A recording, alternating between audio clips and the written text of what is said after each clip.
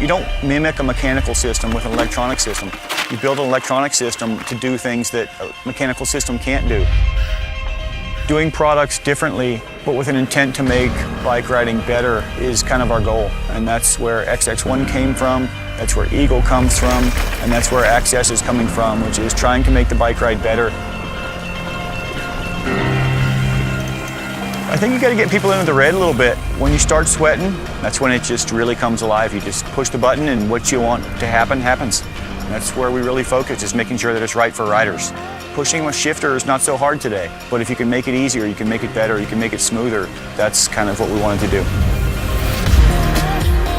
I didn't have really to think about or to use any force. I just pressed those buttons and the gears just jumped in.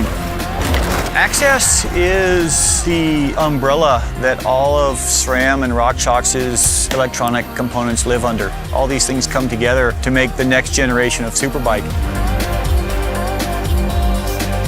Basically, on a mountain bike, we have three functions. We have a seat post, we have an inboard shift, and we have an outboard shift. Those three functions are controlled by two controllers at the moment.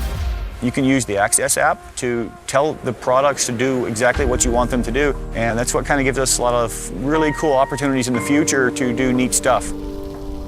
You could use drop bar controllers with mountain bike rear derailleur and cassette. So you can build any kind of bike you want to build. The app does give you the opportunity to do a lot of cool stuff.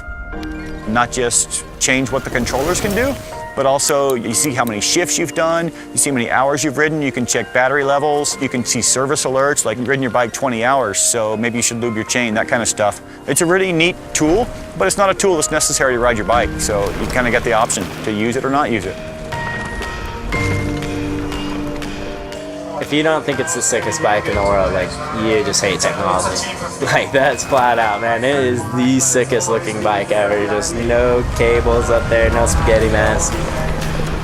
What we see today is you get about, in the system, 20 to 25 hours of ride time. Cool thing about it is that you don't have to drag your bike up the steps to charge battery. You simply top it off and plug it into your computer, into a USB. It's also nice because the seat post and the derailleur use the same battery. So if you have one product that's a little bit lower on energy than the other, you can swap them around and use the same battery for multiple things. You can also carry a spare, and that would work on either your derailleur or your seat post.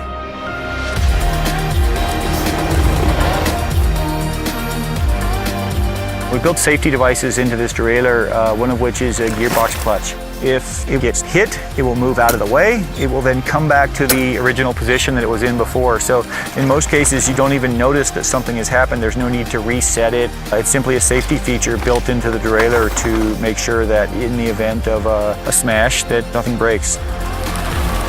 You remove hydraulic cables, you remove mechanical shifting and cables.